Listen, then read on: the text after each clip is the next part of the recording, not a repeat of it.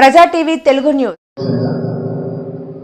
ఈరోజు మన తిరుపతి ప్రస్తుతంలో ఉగాది సంబరాల్లో భాగంగా మన రవికుమార్ గారు రావడం, ఈరోజు మనకి ఇక్కడ వచ్చిన పాత్రికేయులందరూ కూడా సరే హృదయపూర్వకంగా నమస్కారాలు తెలుపుకుంటూ, మీకోసం అంటే ప్రజలు ఏ ప్రజలైనా సరే ఎక్కడైనా సరే ఎవరికి ఇబ్బందిన్నా మన తిరుపతి ప్రెస్ క్లబ్ అనేది ప్రతి ఒక్కరికి నీ సమస్య తీరేంత వరకు నీకు సపోర్ట్గా ఉంటుందని, నీ సమస్యని పై అధికారులకు చేరవేసేందుకు ఓ వారానికి పనిచేస్తుందని ఈ మీటింగ్లో మీ అందరికీ కూడా తెలియజేస్తున్నాను.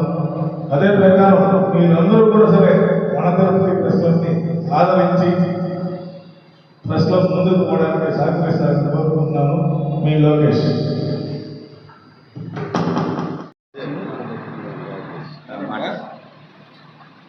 అందరికీ నమస్కారం.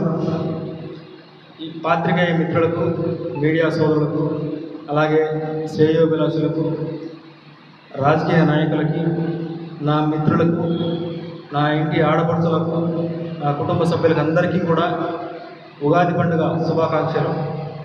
ఈరోజు ముఖ్యంగా ఉగాది పండుగని ఎందుకు జరుపుకుంటాము అనే విషయాన్ని గురించి కొంచెం ఏదో నాకు తెలిసిన అవగాహన గురించి చెప్తాను. ఈ శకం ఎప్పుడు స్టార్ట్ అయింది, ఈ ఉగాది పండుగ విశిష్టత ఏమిటి అనే విషయాన్ని గురించి ఒక 2 మాటలు మీ ముందు ఉంచదలుచుకున్నాను. అయితే పూర్వపు కాలంలో శాతవాహనుల నుంచి విక్రమాదిత్యుని ఓడించి శాతవాహన చక్రవర్తిగా పేరొందినటువంటి శాలివాహన చక్రవర్తి గౌతమీపుత్ర శాతకర్ణిగా పేరుగాంచి మన 3 సముద్రాలు ఎక్కడి నుంచి, హిందూ మహాసముద్రం నుంచి అరేబియా మహాసముద్రం, బంగాళాఖాతం నుంచి మొదలుపెట్టి మొత్తం ఈ 3 సముద్రాల మధ్యలో ఎంత విస్తీర్ణమైతే ఉందో అంత విస్తీర్ణం అంతా కూడా యుద్ధాలు చేసుకుంటూ మొత్తం ప్రపంచాన్నే తన గుప్పెట్లో పెట్టుకున్నటువంటి ఏకైక చక్రవర్తి శాలివాహన చక్రవర్తి. ఆయన పుట్టినరోజు సందర్భంగా శాలివాహన శకాన్ని మొదలు పెడుతూ ఆయన నిర్ణయించినటువంటి ఆ పట్టాభిషేకం ఏదైతే జరిగిందో చక్రవర్తిగా జరిగినప్పటి నుంచి ఈ శక ప్రారంభం జరిగినది. ఈరోజు ఈ శక ఆరంభం శాలివాహన శకంగా, యుగానికి ఆదిగా యుగాది పండుగని జరుపుకోవాలనే ఉద్దేశంతో యుగానికి ఆది యుగాది పండుగని ఇప్పుడు మనం యుగాది అని పలకడం కొంచెం కష్టమైంది కాబట్టి ఉగాదిగా మార్చుకున్నాం. అంతేకాని ఒరిజినల్గా యుగాది పేరు కాబట్టి ప్రతి ఒక్కరూ ఈ యుగాది పండుగని శకపురుషుడు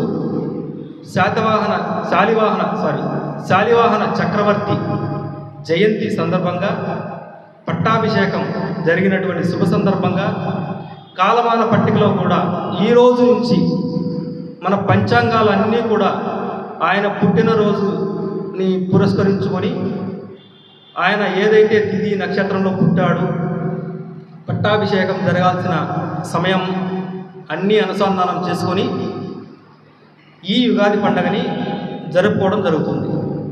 కాబట్టి మన తెలుగు రాష్ట్రాల్లో ఎక్కువగా ఈ ఉగాది పండుగని జరుపుకుంటాం. కాబట్టి ఆయన పరిపాలించిన మొట్టమొదటి ఎక్కడి నుంచి రాజధాని అంటే మన అమరావతి.